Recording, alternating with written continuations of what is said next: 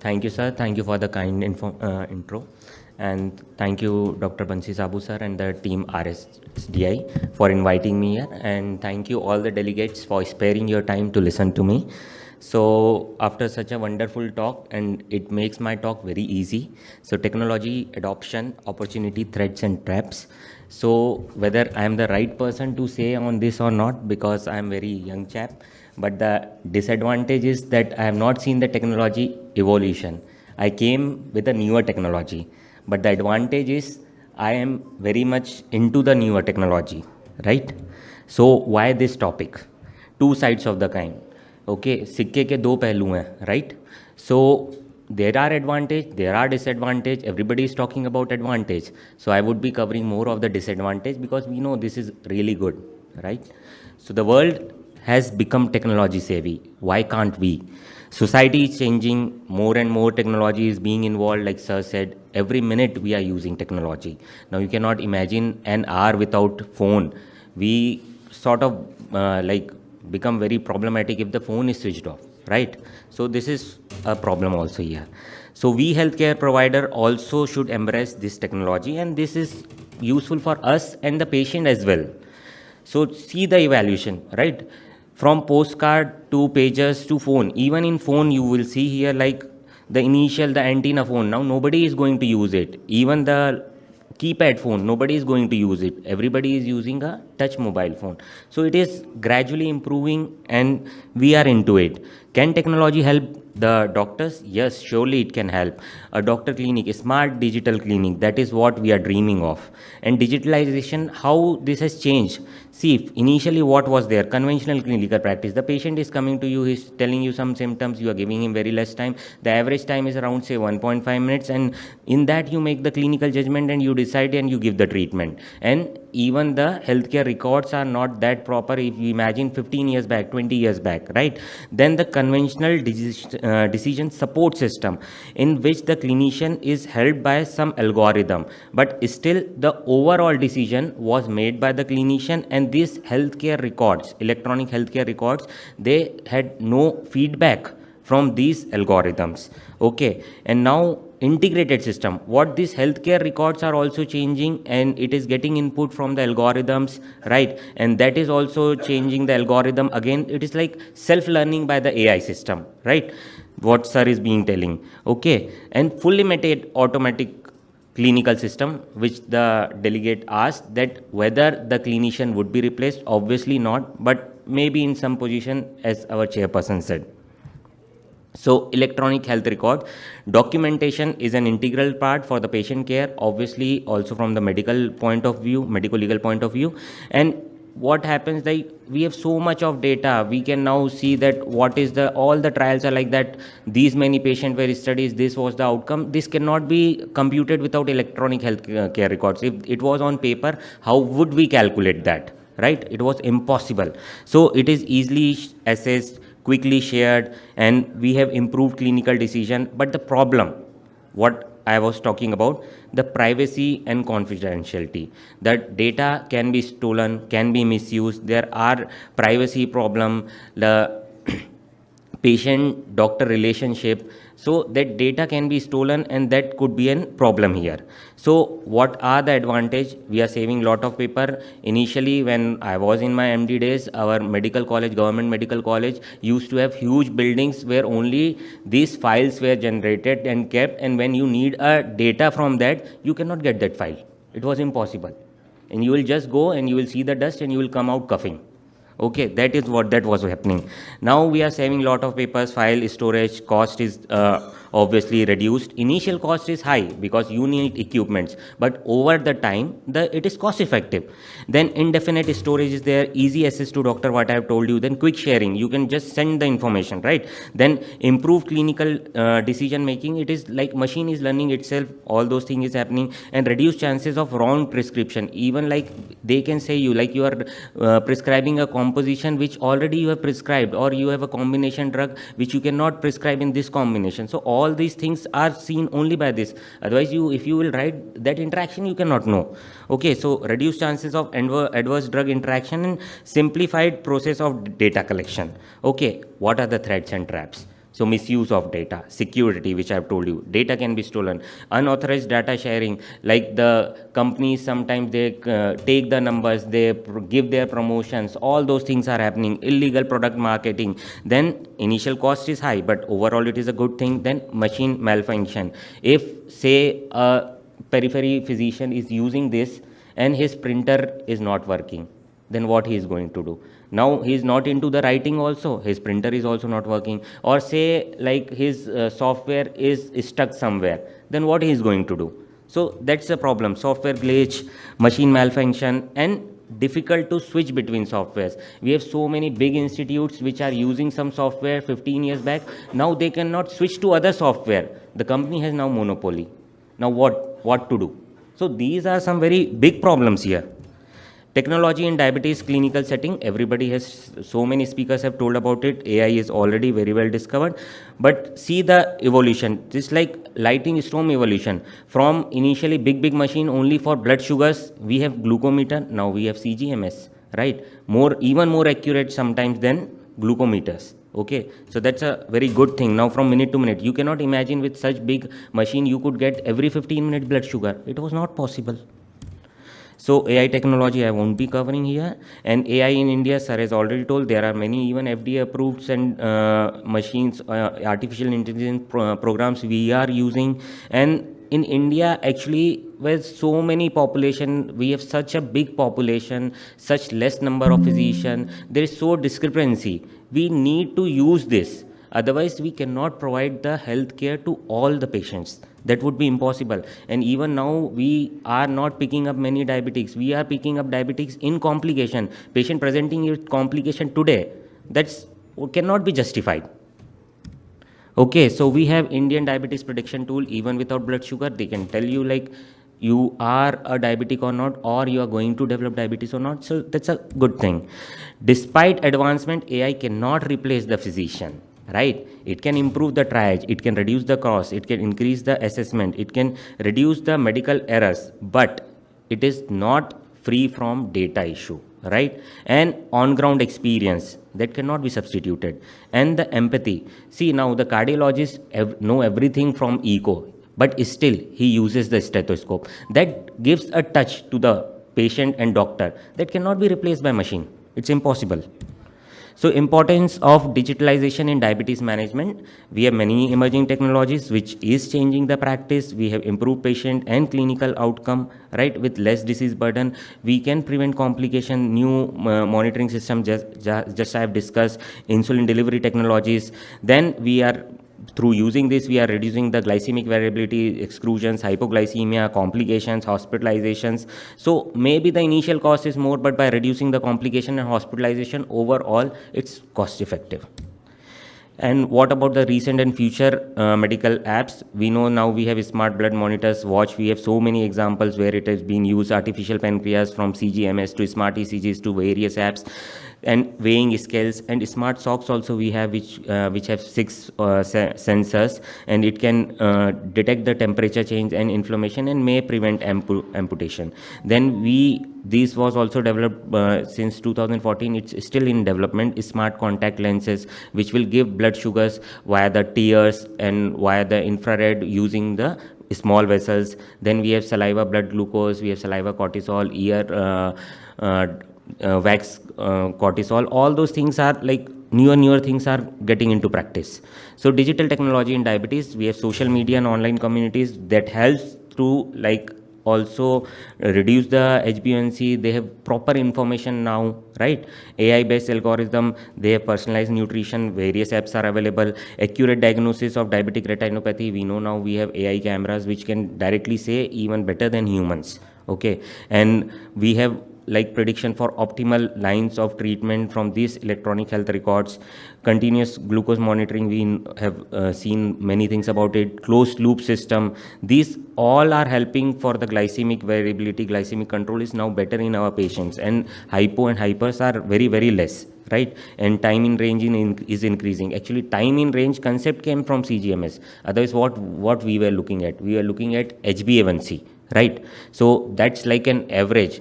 Hypos giving a normal average, and we are telling, okay, you are doing very good. So that's not the thing.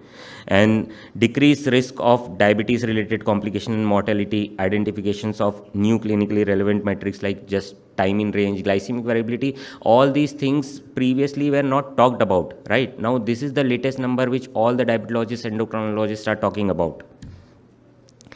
Digital technology further, mobile apps, I'll come to that also. There are various things now, okay.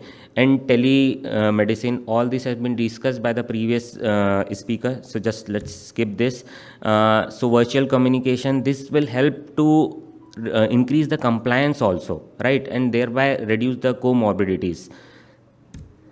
Digital healthcare and opportunities we have seen, like improve care, treatment monitoring, adherence to the treatment, data sharing, better decision making. What's the threat?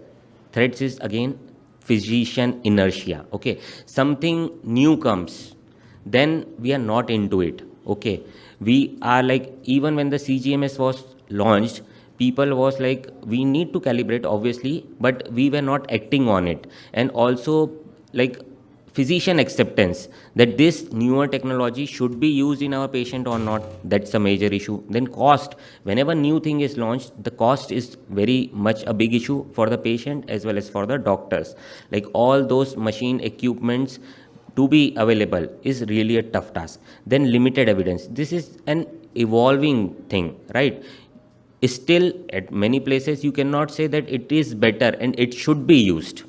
Then lack of time, patient needs to be counseled to use all these techniques, and it takes time. And when the data is generated, then again for that interpretation it takes a lot of time, so that's very important. Then cost reimbursement issues, these technologies are most of the times not reimbursed.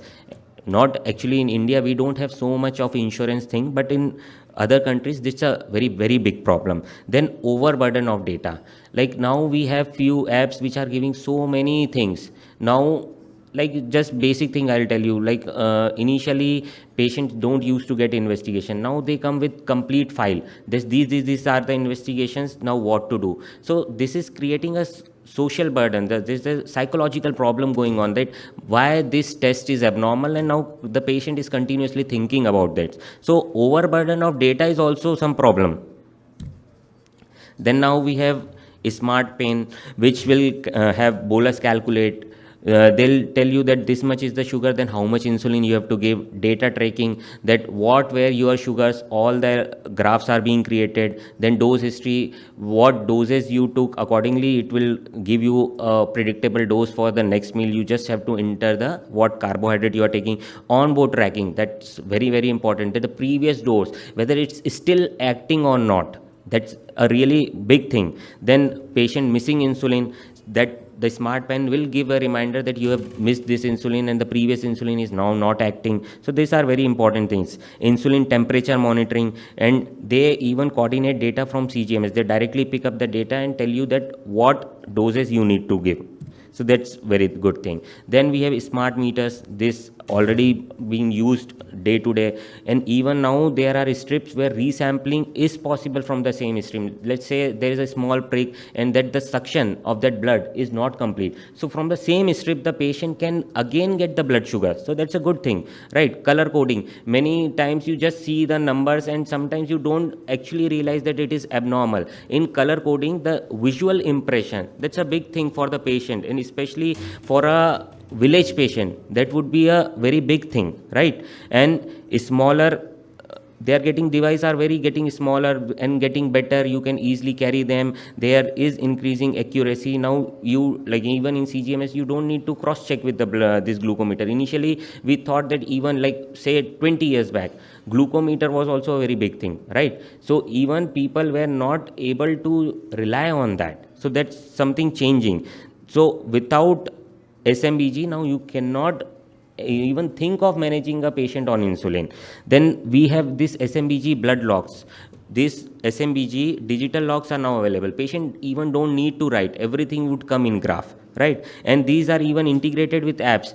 You enter that what you are eating, it will calculate what carbohydrate, what calories you are taking, and everything is now automated. Apps, we know that we have personalized diet, workout plan. So and we have calorie counts. You just put, these are the apps which are easily available, readily available, and even some of them are free of cost. And now the best thing is that now we have these apps for Indian population, because you are not going to eat pizzas and pancakes. You are always going to eat poha, idli, upma. You want calorie for that, right? So that is very important.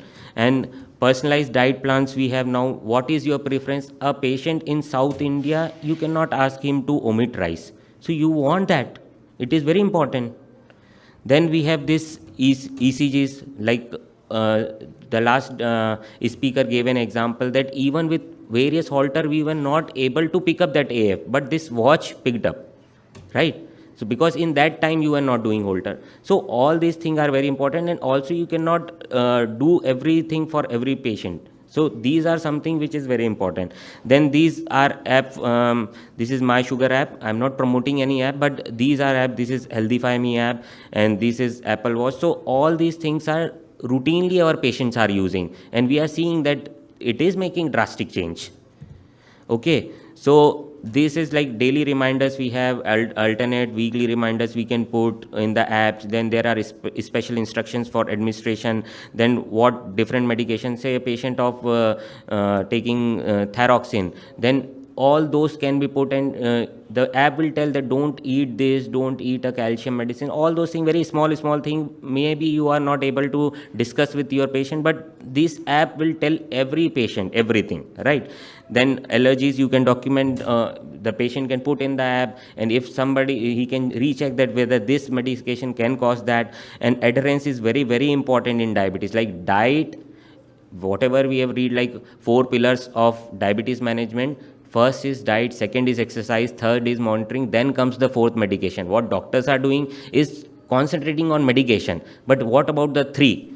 How much you would counsel the patient for diet and this exercise and monitoring? This app can do much better than us. What about the threads and traps? That's again very important. So you can always argue whether iOS is better or Android is better. When you have so many options, the confusion is there. So which app to use, which is the best, and patient keeps on switching. So that is something very problematic here. Overload of info.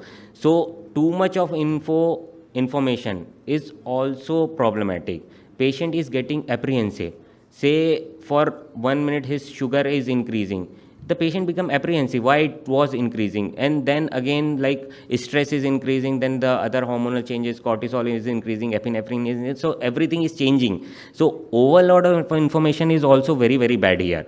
And unable to use tech. See this old person, so he is confused, he is very problem that this tech, how to use it. The doctor has prescribed something, but the patient doesn't know how to use it, then also an issue.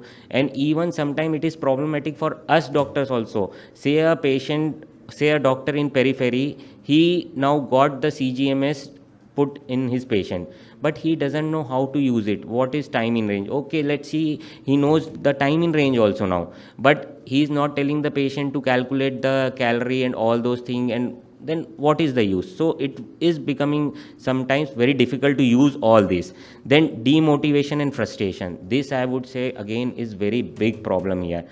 The patient is using app, he is using everything, he is using the fitness tracker, he is using the calorie count, everything is there, but now he is not losing weight. Now what? So again this becomes very frustrating for the patient and the doctor. Initially there was like, okay, I was doing some mistake, maybe that is why it is not acting.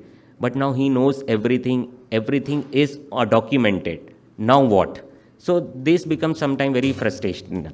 Okay, then psychological issue I have discussed, like say sometimes if for a good diabetic patient who has HbA1c of 6.5, if he is eating a sweet, and if he wants to enjoy his life, I don't think there is something wrong in that. But now with this technology, his sugar will peak to 300, right? It will be alarming. And then the psychological issue raises. Initially, he could enjoy that moment. We want the patient to live longer without complication, but we cannot make them unhappy.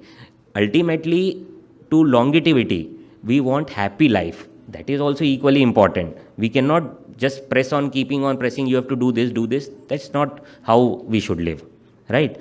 Then wrong info. Sometimes these app are giving wrong infos. I'm not telling everyone, but sometimes the wrong info is feeded. Then everything is mismanaged. Sometimes say in a article or in a app it was written like you can eat honey in diabetes. Now what? So everything is now problematic. Okay, then cost. Apple Watch is not so like affordable, right? So everybody cannot get it. So cost is obviously a barrier. Then troubleshooting. These are machines. They will break and they will have problem. So the troubleshooting is again a very very big problem. If the machine is not working and we are into it, then how about to go forward? So that's a very big problem here. See the evolution. This was the first insulin pump, this a big one, right? And now what we have, so much evolution is there. From CGMS, from like big glucose monitoring machines, we have now CGMS. Even we have now Eversense implantable CGMS, which works for 90 days. So technology is very much evolving. But what are the threats are also there? Say in insulin pump there is kink, then the patient can go into decay. So that is a problem. If there is pump failure, then again there would be problem. So with the opportunities comes the problem also. And now we have this needle-less laser which can monitor blood glucose, and these are something would definitely change, right? What are the barriers to use this technology? First, the technical constraint and the quality aspect. So there are various problem that everything cannot be developed soon. It is an gradual process, right? Then in India, the problem would be again literacy raised. Okay, like people who don't know how to read and write, and even if they know how to read and write, the techno savvy, everybody is not techno savvy, right? Then diversity in language. So won't be it be very good like if we have CGMS data with Hindi or Gujarati, so patient would be more comfortable to use them. So all those are problem. Then lack of basic amenities. We know, like we have seen, just last slide. So lack of basic amenities. We know like people, they have difficulty in having a good space in living qualities, and what we are thinking of using an AI. So that's a very big problem. Financial unavailability is a problem, and person's fear and unfamiliarity, everything new is not easily acceptable. And the mindset of physicians, that is also we have to change. So that's also a problem to use the technologies. And government bodies and insurance, they everyone is not covering here. Future possibilities would be in the advanced diagnostic, screening, precision medicine, from the genetics, what medicine would be best for you, that we would even tell you. Then drug discovery, all these are like the digital next generation thing. Okay, and remote monitoring, telemedicine, population health statics, and clinician decision supports.